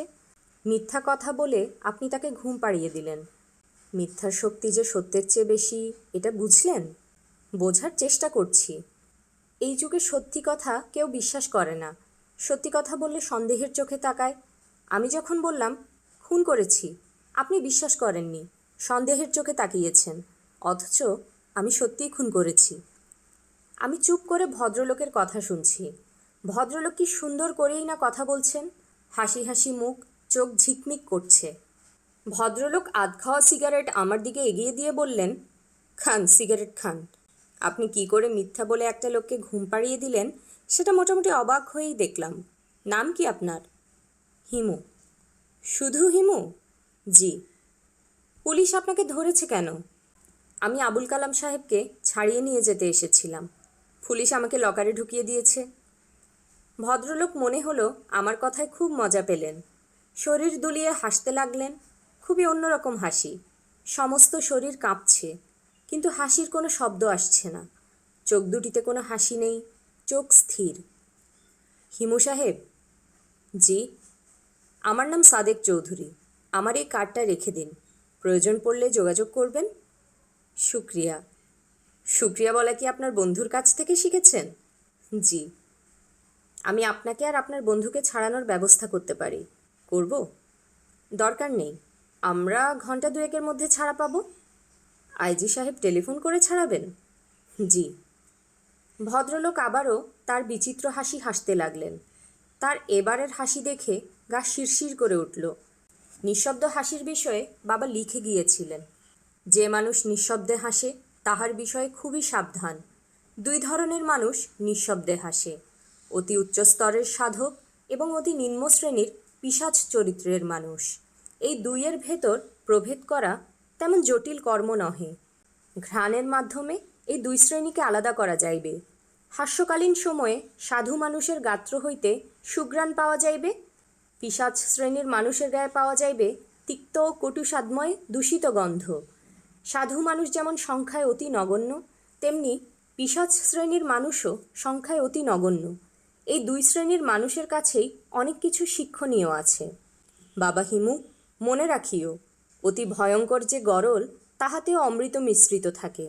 অতি পবিত্র অমৃতে থাকে প্রাণ সংহারক গরল। খাদ ছাড়া সোনা হয় না, গরল ছাড়া অমৃতও হয় না। হাজতের দরজা খুলছে। দুবলা পুলিশ আমার দিকে তাকিয়ে ইশারা করল। কথা বলার পরিশ্রম করতেও সে মনে হয় রাজি না। ওসি সাহেবের সামনে দাঁড়ালাম। তিনি পা থেকে মাথা পর্যন্ত আমাকে দেখলেন, চোখ মুখ কুঁচকালেন। ওসি সাহেবের সামনে দাঁড়ালাম। তিনি পা থেকে মাথা পর্যন্ত আমাকে দেখলেন, চোখ মুখ কুঁচকালেন। একজন শিক্ষক যেমন যাকেই দেখেন তাকেই ছাত্র মনে করেন, একজন পুলিশ অফিসারও যাকে দেখেন তাকে খারাপ ধরনের ক্রিমিনাল মনে করেন। আমি অতি বিনয়ী টাইপ হাসি দিয়ে বললাম, স্যারের শরীর এবং মন কি ভালো? কোনো ক্রিমিনাল শরীর স্বাস্থ্যের কথা জিজ্ঞেস করলে রাগে শরীর জ্বলে যাবার কথা। ওসি সাহেবের শরীর জ্বলল না। তিনি চোখ মুখ কুঁচকে রাখলেন, তবে ভদ্রস্বরে বললেন, বসুন। আমি বসলাম। ওসি সাহেব চোখে চশমা পড়তে পড়তে বললেন, শুনলাম আপনি একজন কবি। আমি বিনয়ী ভঙ্গিতে বললাম, জি স্যার, কবি। মনে একটা ক্ষোভ ছিল, পুলিশ, বিডিআর এবং আর্মিকে নিয়ে কেন কবিতা লেখা হয় না? এরাও তো জনগোষ্ঠীর অংশ। রবীন্দ্রনাথ কত কিছু নিয়ে কবিতা লিখে গেছেন, অথচ পুলিশ নিয়ে কোনো কবিতা লেখেননি। ভাবলেই মনটা খারাপ হয়ে যায়। উনি লিখেছেন, ও আমার দেশের মাটি তোমার পরে ঠেকাই মাথা। তা না লিখে তিনি অনায়াসে লিখতে পারতেন, ও আমার দেশের পুলিশ তোমার পায়ে ঠেকাই মাথা। এতে পুলিশ ভাইদের প্রতি সম্মান প্রদর্শন করা হতো। ফাজলামি করবেন না। জি আচ্ছা স্যার। আবুল কালাম লোকটাকে? গুরুত্বপূর্ণ কেউ না স্যার। গুরুত্বপূর্ণ তো বটেই, পুলিশের আইজি তার ব্যাপারে ইন্টারেস্টেড। সে সাধারণ লোক কিভাবে হবে?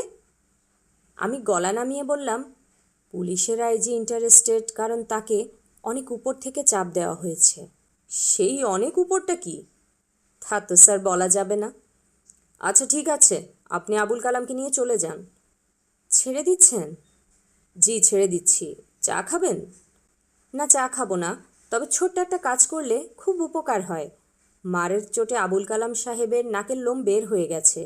উনি একজন অতি গুরুত্বপূর্ণ ব্যক্তি। নাক দিয়ে লোম বের করা অবস্থায় তাকে নিয়ে যাওয়া ঠিক না। যদি তার নাকের লোমগুলো একটু ছেঁটে দেবার ব্যবস্থা করেন, খুব উপকার হয়। ওসি সাহেব হতভম্ব গলায় বললেন, তার মানে? আপনাদের ডিউটি অফিসারকে বললেই বুঝবেন। উনি কোনো কারণ ছাড়া আমাকে হাজতে ঢুকিয়েছেন। উনি যদি কষ্ট করে আবুল কালাম সাহেবের নাকের লোম ছেঁটে দেন, তাহলে আমি কিছু মনে রাখব না। কবি বলেছেন, ফরগেট অ্যান্ড ফরগিভ, ক্ষমাই মুহূর্তের লক্ষণ। ওনাকে দেখে বুঝেছি উনি মহান। উনি মহান, উনি মহান 21-এ। ওসি সাহেব আগুন চোখে তাকিয়ে আছেন। তিনি বেল টিপে ডিউটি অফিসারকে ডাকলেন। আমি গলা নামিয়ে অতি বিনয়ের সঙ্গে বললাম, আরেকটা ফুলের মালা যদি আনিয়ে দেন। আবুল কালাম সাহেবের গলায় মালাটা পরাবো। গলায় মালা পরে জেল থেকে অনেকে বের হয়েছেন, হাজত থেকে কেউ বের হননি। একটা রেকর্ড হয়ে যাক। আপনার নাম হিমু? জি। এই দিন দিন না আরও দিন আছে, এই গানটা শুনেছেন? টিভিতে দেখেছি স্যার, কুদ্দুস বয়াতি একদল বাচ্চা কাচ্চা নিয়ে গানটা করে। গানের কথাগুলি মনে রাখবেন। ভবিষ্যতে আপনাকে যদি আমি ট্রিট করতে না পারি তাহলে আকিকা করে আমি আমার নাম আলম খান বদলায় রাখব কুত্তা খান। আপনি আকিকার দাওয়াত পাবেন। রাগে ওসি সাহেবের শরীর কাঁপছে। তিনি রাগ সামলাতে পারছেন না। ডিউটি অফিসার পাশে এসে দাঁড়িয়েছেন। ওসি সাহেব তাঁর দিকে তাকিয়ে বললেন, এ লোক কী বলছে শুনুন, আর একটা ফুলের মালা আনিয়ে দিন। আবুল কালাম সাহেবের গলায় গাঁদা ফুলের মালা। তিনি এলোমেলো ভঙ্গিতে পা ফেলছেন। আমি বললাম, শরীরটা কি বেশি খারাপ লাগছে? জি না। মালা গলায় নিয়ে হাঁটতে যদি খারাপ লাগে মালাটা খুলে ফেলুন। জি না। রিক্সা নেব? না। যাবেন কোথায় ঠিক করেছেন? মেসে ফিরে যাবেন? না। ঢাকায় আত্মীয় স্বজন কেউ আছে? ঠিকানা বলুন, সেখানে নিয়ে যাই। ঢাকায় তেমন পরিচিত কেউ নাই। দেশের বাড়ি চলে যাব চাঁদপুরে, লঞ্চে করে যাব। চা খাবেন? চলুন কোনো রেস্টুরেন্টে বসে চা খাই, তারপর ঠিক করি কি করা হবে। চাঁদপুরে চলে যেতে চাইলে চলে যাবেন। পুলিশের কাছে হাজিরা দিতে হবে না? না। আপনাকে পুলিশ আর ঘাঁটাবে বলে মনে হয় না। আইজি সাহেব আপনার প্রসঙ্গে যেভাবে বলেছেন তারপর আর কিছু বলার থাকে না। উনি কি বলেছেন আমি সৎলোক? বলেছেন। কেন বলেছেন? উনি তো আমাকে চিনেন না। আমি তাকে বলতে বলেছিলাম। উনি আপনাকে না চিনলেও আমি চিনি। হিমু ভাই, আপনার ধারণা আমি একজন সৎলোক? অবশ্যই। আবুল কালাম সাহেব বিড়বিড় করে বললেন, এই প্রথম কেউ একজন আমারে বলল আমি সৎলোক। এর আগে কেউ কোনোদিন বলে নাই। স্কুলে পড়ার সময় আমি একবার একটা কলম চুরি করেছিলাম, তারপর আমার নাম হয়ে গেল সোর কালাম। স্কুলে দুইজন কালাম ছিল, তাকে ডাকতো ভালো কালাম, আমাকে ডাকতো সোর কালাম। কে কী ডাকতো তাতে কিছু যায় আসে না।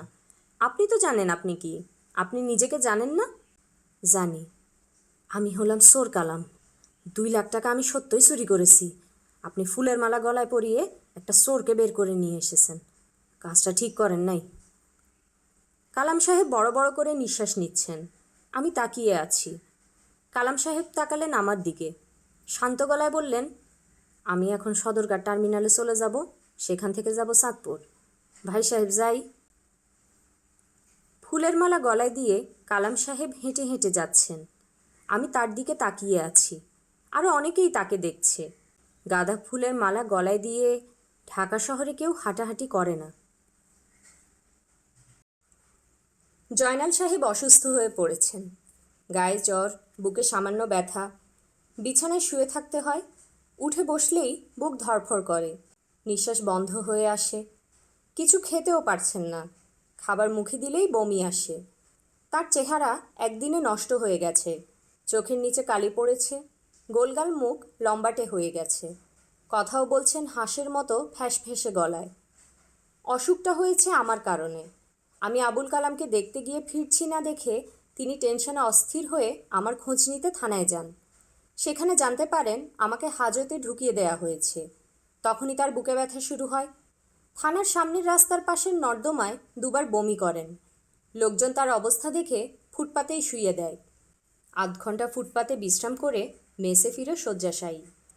আমি বললাম, সামান্য কারণে বুকে ব্যথা বাঁধিয়েছেন, উঠে বসুন তো, আমি ঠিকঠাক মতো ফিরে এসেছি। জয়নাল সাহেব ক্লান্ত গলায় বললেন, আপনাকে দেখে খুবই আনন্দ লাগছে ভাই সাহেব, কিন্তু বুকের ব্যথাটা যাচ্ছে না, নিঃশ্বাস নিতে পারছি না। সন্ধ্যাবেলা জয়নাল সাহেবের বুকের ব্যথা আরও বাড়ল। মেসের সামনে গ্রিন ফার্মেসির ডাক্তার সাহেবকে ডেকে নিয়ে এলাম। ডাক্তার বললেন, পেটে গ্যাস হলে বুকে ব্যথা হয়, মনে হচ্ছে পেটে গ্যাস হয়েছে, অ্যান্টাসিড দিচ্ছি, এতেই কাজ হবে। ইসিজি করে দেখতে পারেন, হার্টের কোনো প্রবলেম থাকলে ধরা পড়বে। আমি অবশ্যই তার কোনো দরকার দেখি না, তবু সেফ সাইডে থাকা। আমার পরিচিত একটা ক্লিনিক আছে, আমার নাম বলবেন, 20% ডিসকাউন্ট দিয়ে দেবে। রাত 1টার দিকে জয়নাল সাহেবের অবস্থা খুব খারাপ করল। তার প্রচণ্ড চোয়ালে ব্যথা শুরু হলো, গা ঘামতে লাগলো। তিনি বিড়বিড় করে বললেন, হিমু ভাই, মনে হয় মারা যাচ্ছি। যদি অপরাধ কিছু করে থাকি ক্ষমা করে দিবেন। আচ্ছা যান, ক্ষমা করে দিলাম। এইভাবে বললে হবে না ভাই সাহেব, আল্লাহ পাককে বলতে হবে, খাস দিলে ক্ষমা করতে হবে। আমি বললাম, ক্ষমার অংশটা আপাতত স্থগিত থাকুক। এই মুহূর্তে যা করতে হবে তা হলো আপনাকে হাসপাতালে নিয়ে যেতে হবে। আমার ধারণা আপনার হার্ট অ্যাটাক হয়েছে, লক্ষণ তাই বলে। এত রাতে অ্যাম্বুলেন্স পাবেন? দেখি চেষ্টা করে। অ্যাম্বুলেন্স না পেলে গাড়ি, গাড়ি না পেলে রিক্সা, একটা ব্যবস্থা হবেই। হাসপাতাল পর্যন্ত বেঁচে থাকার চেষ্টা চালিয়ে যান। প্রয়োজনে কিছুই পাওয়া যায় না এরকম কথা ভুল প্রমাণিত করে একটা অ্যাম্বুলেন্স অতি দ্রুত উপস্থিত হলো। স্ট্রেচারে অ্যাম্বুলেন্সের লোকজন জয়নাল সাহেবকে নামিয়ে নিয়ে গেল। অ্যাম্বুলেন্সের পোঁ পোঁ শব্দ। এত রাতেও লোক জমে গেল। জয়নাল সাহেব তাদেরকে দেখে লজ্জিত ভঙ্গিতে হাসতে লাগলেন। বিড়বিড় করে বলতে লাগলেন, কিছুই হয় নেই, সামান্য বুকে ব্যথা। পত্রিকায় প্রায় ডাক্তারদের অবহেলার কারণে মৃত্যুর খবর পড়ি। সোহরাওয়ার্দী হাসপাতালে নিয়ে যাবার পর ডাক্তারদের ছোটাছুটি দেখে মনে হলো পত্রিকার খবর সব সত্যি না। একজন রোগী চেহারার মহিলা ডাক্তার আমাকে ডেকে নিয়ে বললেন, রোগীর অবস্থা খুবই খারাপ, ম্যাসিভ অ্যাটাক হয়েছে, 2 দিন না কাটলে কিছুই বলা যাচ্ছে না। আমি বললাম, আমার কি কিছু করণীয় আছে? আপনার কিছুই করণীয় নেই, ওষুধপত্র কিনে দিতে হবে, সঙ্গে টাকা পয়সা আছে? না, তবে জোগাড় করতে পারবো। জোগাড় করুন, আপাতত আমরা চালাচ্ছি। রোগী কি বাঁচবে? মহিলা ডাক্তার কিছুক্ষণ আমার দিকে তাকিয়ে থেকে বললেন, রোগী আপনার কি হয়? কেউ হয় না, আমরা একই মেসে থাকি। আপনি রোগীর আত্মীয় স্বজনকে খবর দিন, রোগীর বেঁচে থাকার সম্ভাবনা খুবই কম। বলেন কি? যান, টাকা পয়সার ব্যবস্থা করুন, সকালের মধ্যে জোগাড় হলেও চলবে, আমরা চালিয়ে নেব। আমি ছোট্ট নিঃশ্বাস ফেলে বললাম, রোগীর দিকে একটু লক্ষ্য রাখবেন। এই বেচারা অতি সাধারণ একজন মানুষ, কোনো মন্ত্রীর আত্মীয় না, কিছু না, তার সুপারিশ করার কেউ নেই। আপনার নাম কি? হিমু। হিমু সাহেব শুনুন, আমরা সব সময় বলি সব মানুষ সমান, একজনের সঙ্গে আরেকজনের কোনো প্রভেদ নেই। কার্যক্ষেত্রে কখনোই সেরকম দেখা যায় না। শুধু শেষ সময় মৃত্যুর খুব কাছাকাছি এসে সব মানুষ এক হয়ে যায়। শুধু তখনই দেশের প্রধানমন্ত্রী এবং রাস্তায় ইট ভাঙে যে মেয়ে, তার মধ্যে কোনো তফাৎ থাকে না। এই হাসপাতালের রোগীরা মৃত্যুর খুব কাছাকাছি থাকেন, কাজেই তারা সব সমান। বাইরের মানুষরা বিশ্বাস করুক বা না করুক, আমরা সবাইকে একইভাবে দেখি। দেখতে দেখতে আমাদের অভ্যাস হয়ে গেছে। আপনি কি আমার কথা বিশ্বাস করলেন? জি, বিশ্বাস করলাম। আমি টাকা নিয়ে আসছি, সকাল হবার আগেই চলে আসব। ফরিদা খালা অবাক হয়ে বললেন, তুই এত রাতে? আমি বললাম, কেমন আছো খালা? রাত 2টার সময় কেমন আছো খালা? এর মানে কি?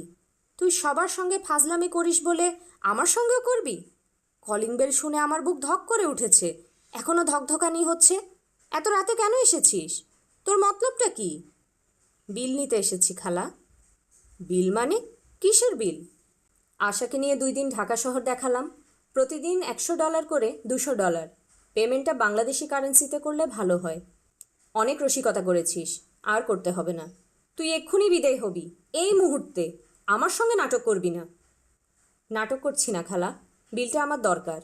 তোমার কাছে যদি থেকে থাকে তুমি দিয়ে দাও, আর যদি না থাকে আশাকে ডেকে তোলো। খালা কঠিন চোখে তাকিয়ে রইলেন। আমি বললাম, রাতে কিছু খাইনি, ভাত খাবো। তরকারি না থাকলে একটা ডিম ভেজে দাও। তোমার ঘরে তো সব সময় টাঙ্গাইলের গাওয়া ঘি থাকে। গরম ভাতের ওপর ওই ঘি তরকারির চামচে 1 চামচ ঢেলে দেবে, ডিম ভাজবে, সেই সঙ্গে 2টা শুকনো মরিচ ভাজবে। হিমু শোন, তুই খুবই মতলববাজ ছেলে। মতলব ছাড়া তুই কখনো কিছু করিস না। রাত 2টার সময় এসেছিস, মতলব নিয়ে এসেছিস, এবং আমি যে সেই মতলব একেবারে টের পাচ্ছি না তাও না। তোকে তো অনেক দিন ধরেই দেখছি, তোর নারী নক্ষত্র আমি জানি। জানলে বলো দেখি আমার মতলব কি? তোর মতলব হচ্ছে আশার সঙ্গে কিছুক্ষণ লটর পটর করা, তার মাথাটা আরও খারাপ করে দেয়া, মেয়েটাকে হকচকিয়ে দিতে হবে। রাত 2টার সময় বিলের টাকা চাইলে সে হকচকিয়ে যাবে। ঠিক বলছি না? তুই চলিস পাতায় পাতায়, আমি চলি শিরায় শিরায়। আমাকে হাইকোর্ট দেখাবি না, আমি বাস করি হাইকোর্টের ভেতরে। গলা নামিয়ে কথা বলো খালা, তুমি সবার ঘুম ভাঙাবে। তুই বাসা থেকে বের হবি কিনা সেটা বল। ভাত খেয়ে যাই।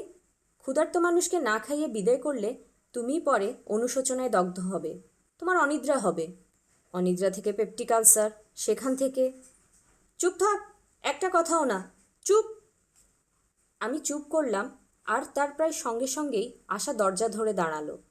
দেখে মনে হচ্ছে সে সেজেগুজে আছে, চুল আঁচড়ানো, গায়ে ইস্ত্রি করা শাড়ি।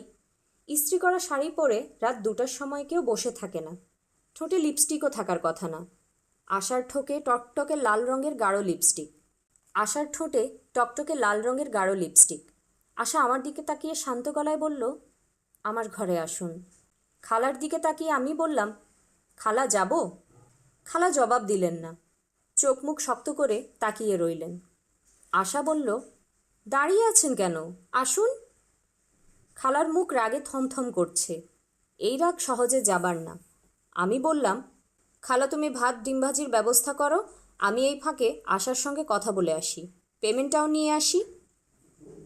বিদেশিনী মেয়ের ঘর খুব গোছানো থাকবে, সুন্দর করে বিদেশি কায়দায় সাজানো থাকবে। ব্যাপার সেরকম না। আশার শোবার ঘরের খুবই এলোমেলো অবস্থা। খাটের বিছানায় রাজ্যের ম্যাগাজিন, মেঝেতেও বালিশ চাদর পাতা, ঘরময় কাপড় চোপড় পড়ে আছে। আপনি যে আজ আসবেন আমি জানতাম। তাই নাকি? সন্ধ্যা 7টার সময় হঠাৎ মনে হলো আপনি আসবেন। আমি আপনার খালাকে বললাম, আজ হিমু সাহেব আসবেন, রাতে খাবেন, আপনি ওনার ফেভারিট আইটেম রান্না করুন। আপনার খালা বললেন, ও আসবে তোমাকে কে বলল? আমি বললাম, কেউ বলেনি, কিন্তু আমি জানি উনি আসবেন। তোমার মাথা থেকে কি ফ্রুট ফ্লাওয়ার দূর হয়েছে? না, হয়নি। যখন চুপ করে থাকি তখন হয়, যখন কথা বলি তখন থাকে না। এই যে কথা বলছি এখন নেই। কথা বন্ধ করে চুপ করে থাকলেই আবার চলে আসবে। এজন্য কথা বেশি বলছি। আমার কথা শুনে আপনার হয়তো কান ঝালাপালা করছে, কিন্তু উপায় নেই। যখন বেলটা বাজলো তখনই বুঝেছি আপনি এসেছেন। বের হতে দেরি করেছি কেন জানেন? না, জানি না। আন্দাজ করুন। আন্দাজও করতে পারছি না। খুব গরম লাগছিল, এই জন্য পুরোপুরি নগ্ন হয়ে শুয়েছিলাম। আমার এই অভ্যাস আছে, ঘুমোতে যাবার সময় গায়ে কাপড় থাকলে দম বন্ধ লাগে। আমার কথা শুনে আপনি হয়তো আমাকে খুব খারাপ একটা মেয়ে ভাবছেন। ভাবলেও কিছু করার নেই, আমি যা তাই। বেল শোনার পর কাপড় পরলাম, চুল আঁচড়ালাম, ঠোঁটে লিপস্টিক দিলাম। আপনার কি মনে হচ্ছে আমি খুব খারাপ টাইপ একটা মেয়ে? না, মনে হচ্ছে না। যার সঙ্গে আমার বিয়ে হবে সে আমার রাতে ঘুমোবার এই অভ্যাস জানলে আমাকে খুবই খারাপ চোখে দেখবে। এই জন্যে আমি কি ঠিক করেছি জানেন? আমি ঠিক করেছি যার সঙ্গে আমার বিয়ে হবে তাকে আমি আমার এই অভ্যাসের কথা আগে ভাগেই বলে দেব। এটা তো ভালো। আমি কি কথা বেশি বলছি? সামান্য বেশি বলছো, এটা খারাপ না। তোমার বয়সী মেয়েরা বেশি কথা না বললে ভালো লাগে না, মনে হয় কোথাও কোনো গণ্ডগোল আছে। আমি ঠিক করেছি খুব শিগগিরই বিয়ে করব। কেন বিয়ে করব জানেন?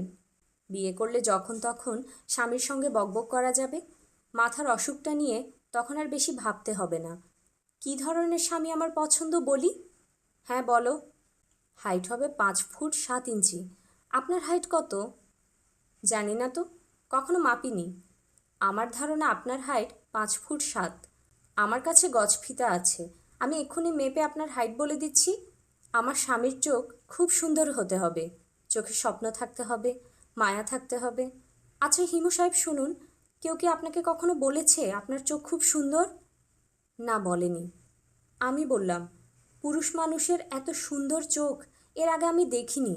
আমার কথা শুনে কি মনে হচ্ছে আমি আপনার প্রেমে পড়ে গেছি? মনে হচ্ছে। আমার অনেক দিন থেকেই ক্ষীণ সন্দেহ হচ্ছিল। আজ আমিও নিশ্চিত হয়েছি যে আমি পাগলের মতো আপনার প্রেমে পড়ে গেছি।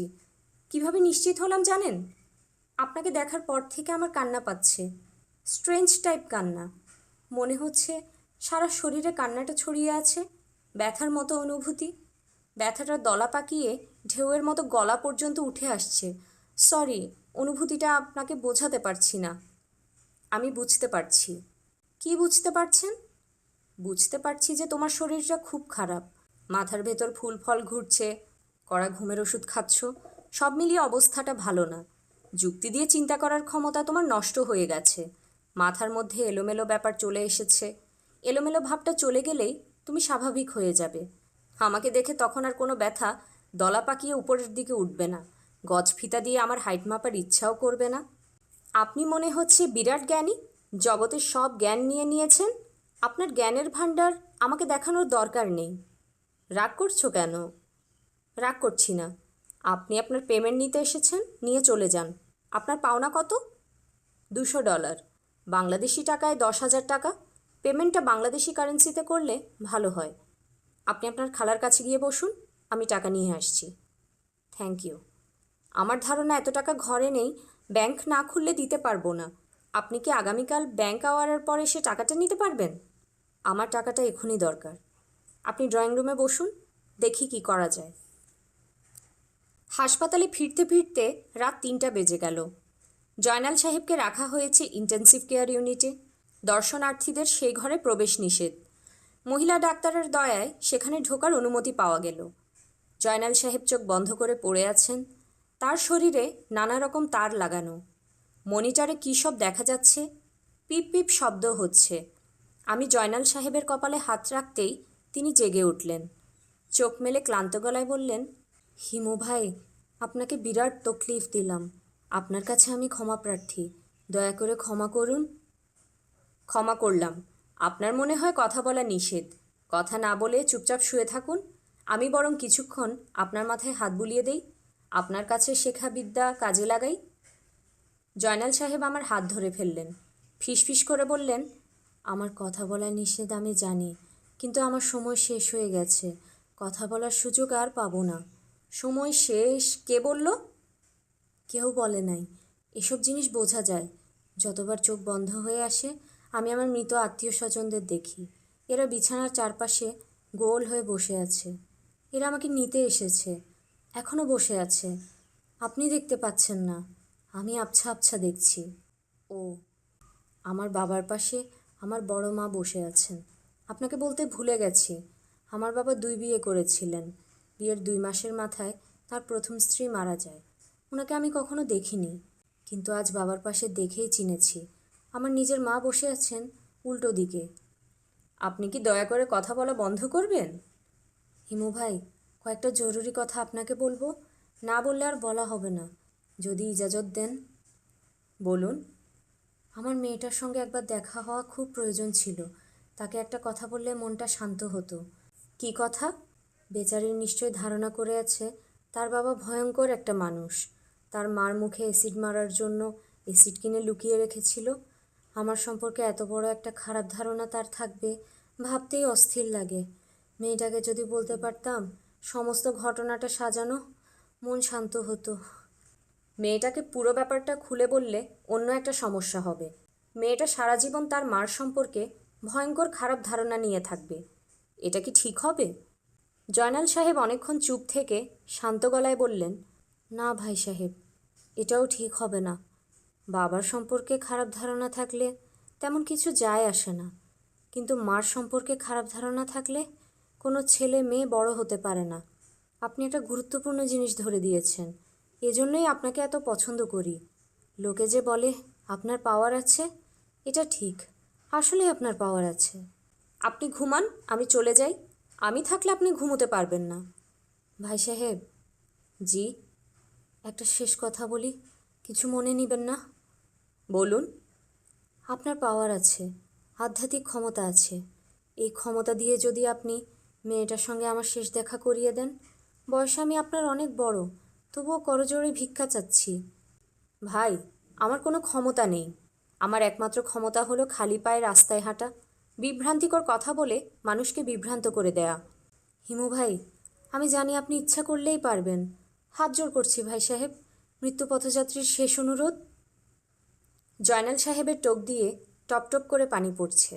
তিনি হাত জোড় করে আছেন। একটা মিথ্যা আশ্বাস কি জয়নাল সাহেবকে দেব? সেটা কি ঠিক হবে? আমার বাবা তার পুত্রের জন্যে কিছু কঠিন উপদেশ লিখিতভাবে দিয়ে গিয়েছিলেন। মিথ্যা সম্পর্কে তিনি বলেছেন, হে আমার প্রিয় পুত্র, মিথ্যার কিছু কিছু উপকার আছে। কিছু মিথ্যা সমাজের এবং ব্যক্তিজীবনের ক্ষেত্রে কল্যাণকর ভূমিকা নেয়, কিন্তু মিথ্যা মিথ্যাই। সত্য আলো, মিথ্যা অন্ধকার।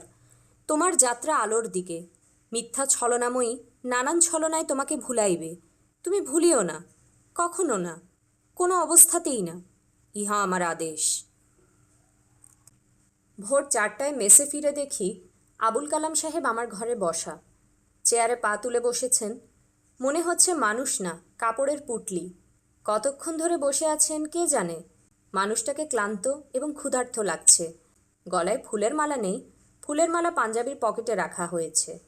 মালার একটা অংশ পকেটের বাইরে। গাঁদা ফুলের জীবনী শক্তি ভালো, এতক্ষণেও ফুল চুপসে যায়নি। আমি হালকা গলায় বললাম, কালাম সাহেবের খবর কি? কালাম সাহেব ফিসফিস করে বললেন, খবর ভালো না, খবর অত্যধিক খারাপ। শরীর খারাপ? জি, শরীর খারাপ, মন খারাপ, ভাগ্য খারাপ, আমার সবই খারাপ। আপনি চাঁদপুরে যাননি? না। যাননি কেন? জানি না কেন যাইনি। লঞ্চ টার্মিনাল পর্যন্ত গিয়ে ফেরত এসেছি। ঘণ্টাখানিক শহরে খামাখা ঘুরেছি, তারপর আপনার ঘরে এসে বসে আছি। সারা রাত আপনি কোথায় ছিলেন? এক রোগী নিয়ে ছোটাছুটি করেছি। আমি যে আপনার এই চেয়ারটায় বসে আছি, বসেই আছি, চেয়ারে বসেই ঘুমাইছি। ভাগ্য ভালো, আপনার ঘর সবসময় খোলা থাকে, দরজা বন্ধ থাকলে ঘরে ঢুকতে পারতাম না। খাওয়া দাওয়া করেছেন? না, কেউ দেখে ফেললে সমস্যা হতে পারে, এজন্য ঘর থেকে বের হইনি। মারাত্মক পিসাব ধরেছে, পিসাব করতেও যাইনি। এখন যেতে পারেন, কেউ দেখবে না। ভোর 4টায় চোর পর্যন্ত ঘুমায়, তোয়ালে দিয়ে মাথা ঢেকে চলে যান। কালাম সাহেব নড়লেন না, যেখানে বসেছিলেন সেখানেই বসে রইলেন, বরং আরও গুটিসুটি মেরে গেলেন। আমি বললাম, বাথরুম সেরে আসুন, কোনো একটা চায়ের দোকানে বসে গরম পরোটা চায় চুবিয়ে খাই। আমারও খিদে লেগেছে। এত ভোরে চায়ের দোকান খুলবে? গনি মিয়ার চায়ের দোকান আছে, সারা রাতই খোলা থাকে। চলুন যাই। চলুন যাই বলেও কালাম সাহেব বসে রইলেন। আমি বললাম, আপনার সমস্যাটা কি বলুন তো? কোনো সমস্যা নাই। আমার ধারণা আপনি 2 লাখ টাকাটা ফেরত দিতে চান এবং আপনি টাকা সঙ্গে নিয়ে এসেছেন। ধারণাটা কি ঠিক? জি, ধারণা ঠিক। টাকা সঙ্গে আছে? আছে। 300 টাকা শুধু খরচ করেছি। আমি হাই তুলতে তুলতে বললাম, চলুন চা খাবার পর আপনাকে থানায় দিয়ে আসি। হ্যাঁ, টাকাটা ওসি সাহেবের কাছে জমা রাখি। আপনি যা ভালো মনে করেন। টাকাটা আমি কেন ফেরত দিচ্ছি জানতে চান হিমু ভাই? না, জানতে চাইলেও বলতে পারতাম না। আমি নিজেও জানি না এই কাজটা কেন করলাম। ওসি সাহেব আবার মারধর করেন কি না কে জানে। মনে হয় করবে না, টাকা পেয়ে গেছে, এখন আর মেরে কি হবে? 300 টাকা কম আছে এই জন্যে মারতে পারে। মারতে চাইলে অজুহাত তৈরি করতে কতক্ষণ। ঈশপের ওই গল্পটা জানেন না? এক ছাগলের বাচ্চা পানি খাচ্ছিল, সিংহ এসে বলল, কিরে চ্যাংড়া হারামজাদা, তুই পানি নোংরা করছিস কোন সাহসে? আবার দাঁড়িয়েও নাড়ছিস, তোর সাহস তো কম না। গল্পটা জানি না। না জানলেও ক্ষতি নেই, এ যুগে ঈশপের গল্প অচল। উঠুন তো, চেয়ারে যেভাবে বসে আছেন মনে হচ্ছে শিকড় গজিয়ে গিয়েছে। কালাম সাহেব উঠে দাঁড়ালেন। আমি বললাম, ফুলের মালাটা গলায় পরে নিন। মালা পরিয়ে হাজত থেকে বের করেছি, আবার মালা পরিয়েই হাজতে ঢুকিয়ে দেব। গুনগুন করে গানও গাইতে পারেন। মালা পরা ছল মোদেরই মালা পরা ছল, মালা পরেই মালা মোরা করব যে বিকল। গানটা জানেন? জি না।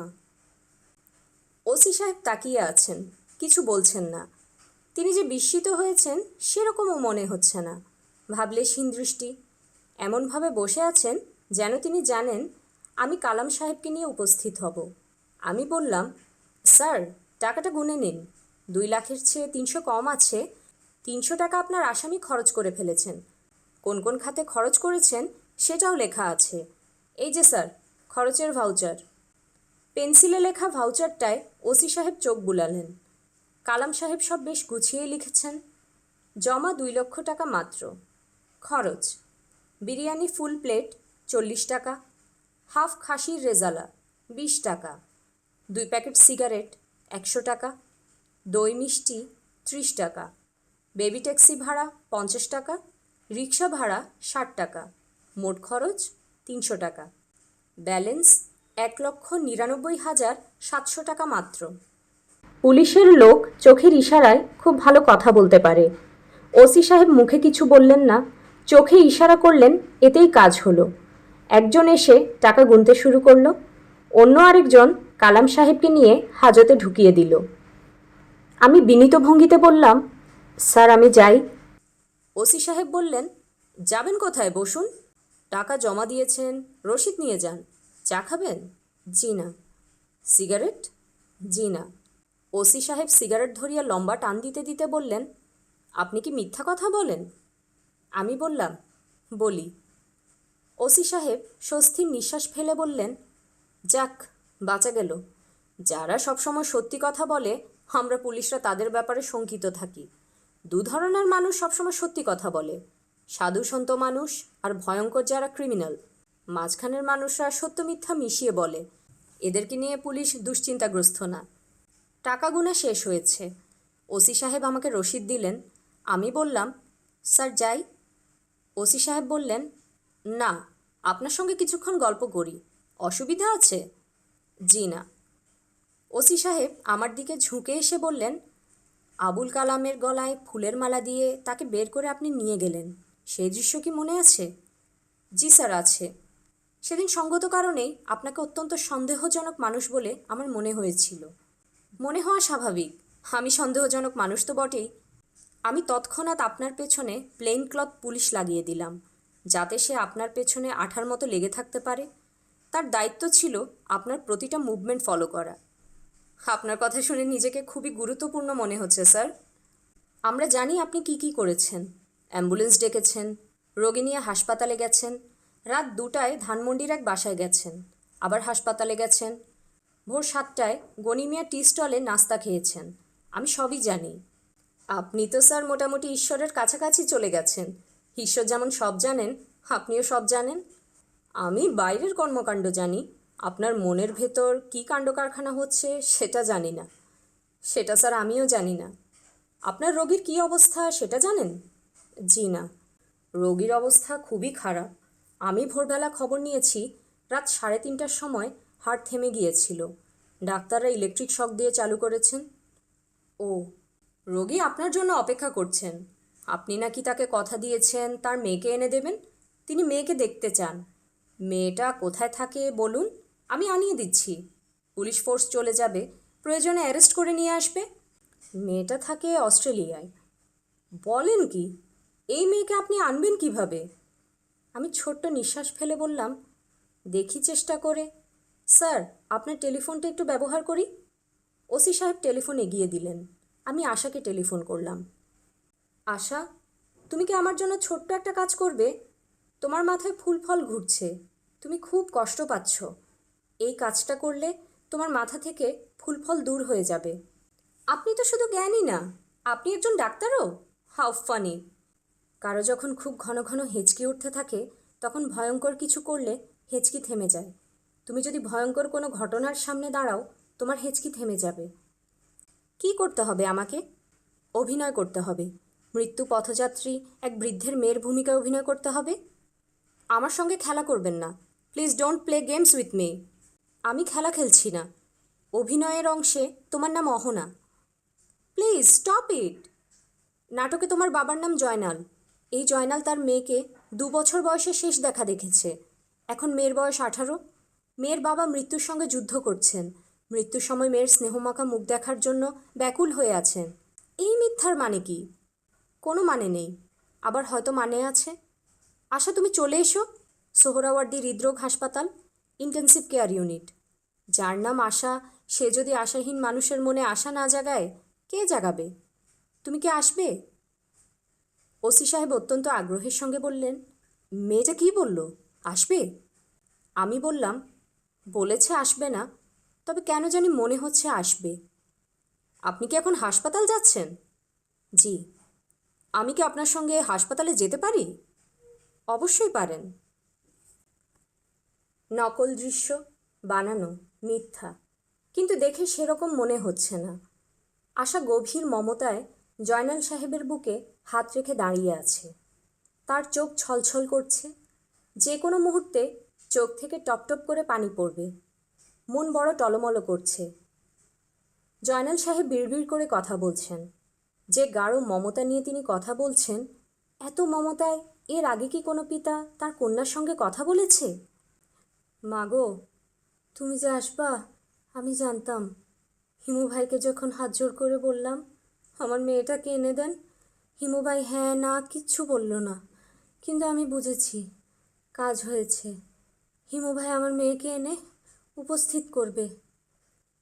আশা ফিসফিস করে বলল, আপনার খুব কষ্ট হচ্ছে, প্লিজ কথা বলবেন না।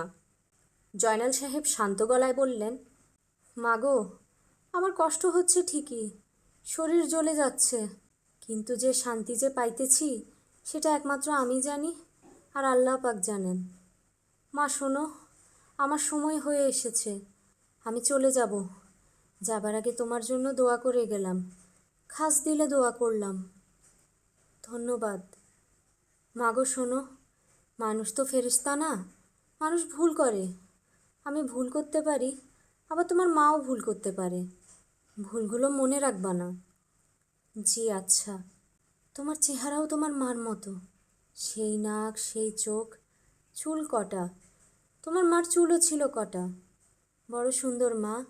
মাগো, তুমি নানান দেশ বিদেশ ঘুরবে, উঁচু কপালি, চিরল দাঁতি, পিঙ্গল কেশ, ঘুরবে কন্যা নানান দেশ। কোনো একটা সমস্যা মনে হয় হয়েছে। ডাক্তার নার্সরা ছোটাছুটি শুরু করেছেন, ব্যাকুল হয়ে কাছে আসা। আমি ওসি সাহেবকে নিয়ে বাইরে চলে এলাম। ওসি সাহেবের চোখ ভর্তি পানি। তিনি চাপা গলায় বললেন, খুবই কষ্ট পেলাম। খাকি পোশাক পরে চোখের পানি ফেলা যায় না, খাকি পোশাকের এতে অপমান হয়, কিন্তু চোখের পানি আটকাতে পারলাম না, সরি। অনেক দিন পর আজ আবার বৃষ্টি নেমেছে। আকাশ ভর্তি হয়ে যাচ্ছে ঘন কালো মেঘে। আমি ওসি সাহেবের দিকে তাকিয়ে বললাম, ওসি সাহেব, বৃষ্টিতে কবে শেষবার ভিজেছেন বলুন তো? ওসি সাহেব রুমালে চোখ মুছতে মুছতে বললেন, খুব ছোটোবেলায় ভিজেছি। আজ চলুন তো, আমার সঙ্গে বৃষ্টিতে ভিজবেন। নাকি খাকি পোশাক পরে বৃষ্টিতে ভিজলে পোশাকের অপমান হবে? না, অপমান হবে না। আমরা দুজন বৃষ্টিতে ভিজতে ভিজতে এগোচ্ছি। ঝুম বৃষ্টি নেমেছে। লোকজন অবাক হয়ে দেখছে। কোমরে পিস্তল ঝুলিয়ে খাকি পোশাক পরা কেউ এভাবে বৃষ্টিতে ভেজে না। ওসি সাহেব। জি।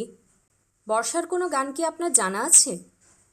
আমি গান জানি না ভাই, আমার স্ত্রী জানে, ওর গলা খুবই সুন্দর। একদিন যদি আসেন, ওর গান শুনিয়ে দেব। আপনার স্ত্রী বর্ষার কোনো গান করেন না? ওনার কাছে শুনেছেন, এমন একটা গান গুনগুন করে ধরুন।